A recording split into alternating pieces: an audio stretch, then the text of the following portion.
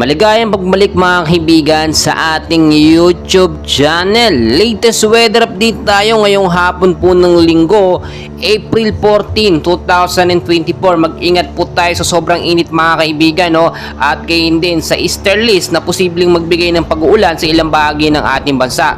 Pero bago tayo magpatuloy kaibigan, pa-like and subscribe and pa-hit ng notification bell. Maraming salamat po. Mga kaibigan, sobrang init pa rin po, no? Kaninang umaga hanggang sa tanghali. At hanggang sa hapon po, dulot pa rin po yan ng heat index natin ngayong araw na pumapalo po from 30 to 35 degrees Celsius. At ang pinakamababa po niya na nataitala, no, ay nasa 26 degrees Celsius lamang po. Pero ngayon mga kaibigan, binabantayan po pa rin po natin yung ating hypnosis galing sa Pag-asa.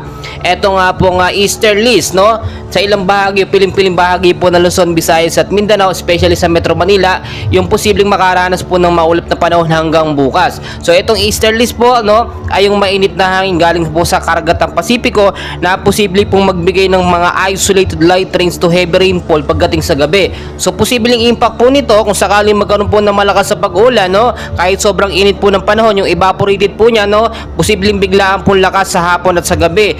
Posible po magkaroon ng pagbaba sa mababang lugar, especially sa Metro Manila, no, at landslide naman doon sa mga landslide prone area kapag ka nagkaroon ng malalakas na pag-ulan.